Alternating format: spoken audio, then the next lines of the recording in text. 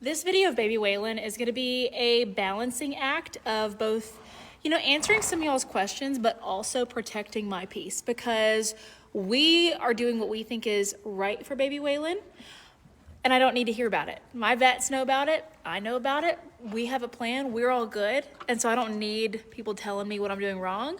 But at the same time, the whole shtick of my thing is I tell y'all about what's going on, right? And y'all watch baby Waylon be born. And so let me just tell you kind of like what's going on with him, because no, he's never going to be a show horse. He's probably never going to be a riding horse. He is here to just be as sound as he can be at this point, to live in the pasture. And honestly, he's doing a great job at being a friend for Wally and my future stud colts. And you're very good at being pretty. You're very good at being pretty. That's always been your thing. So I purchased Waylon's mother, who is now deceased, when she was already in foal with Waylon. Now, this is one of those weird things, right? Where his sire has so many babies out there killing it. Sound horses, doing awesome. His mother had like 10 babies prior to him that were Congress champions, world champions, still out there showing. You know what I'm saying? Like sound show horses. And sometimes there can just be an anomaly where a characteristic pops up that inhibits a horse from doing that and causes conformational issues, causes soundness issues. And that happened with Waylon, unfortunately. And I am, I am self-aware enough to say that I have used it as a learning exercise, a learning moment, because there were things that I probably could have done way earlier for him. But at the time, we were trying to just make decisions with the knowledge I had. And that's life, right? We all learn. And if we have experiences, it's our duty to learn from them. So he has a conformational issue in his foot, okay? Now, we did a surgery. He was great. He was going great. We had done like some shoeing. We had done all kinds of things. Well, then he hit this massive growth spurt and a lot of things kind of started going south. So we pulled him out of work, out of training. We, assessed him with actually 2 or 3 different vets and kind of went with what everyone thought was best. And we did another surgery, which has helped exponentially. So we've been on that path so far, but it's not in the cards for Waylon to be sound under the stress of riding and under the stress of showing.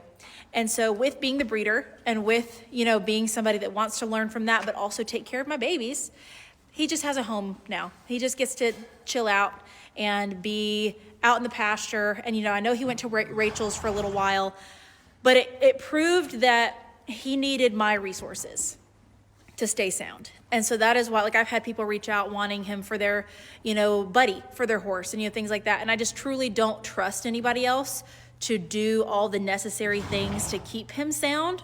So he gets x-rayed periodically. We have a specialty farrier come out. He is as sound as he has been. Like he is looking great. I kind of want to put him and Wally out in the big dry lot tomorrow and let them go run around, because truly when you're watching him trot around and lope around, he looks fine. He looks great these days. I'm not going to do a close-up of his foot right now, because I'm not bringing that juju onto me. I'm not bringing y'all nasties who think you know everything onto me. So we're not looking close up because it does look ugly. But yeah, Waylon is destined for being a pretty boy out in the pasture. And unfortunately, that kind of comes with the territory sometimes. If you breed long enough, if you have horses or any type of animal long enough, some kind of abnormality, some kind of learning lesson is going to come along, and things don't go the way you think they will or that they should.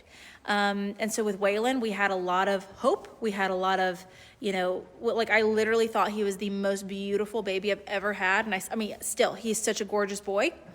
But as the breeder and as the person that, raised him, it is then my duty to pick up the slack when he can't perform and he can't be what we thought he was going to be. So in some cases, that might mean that they could go be a companion horse for somebody else, or they could be, a walk trot horse for a kid, or they could be a trail horse. Like every situation is different.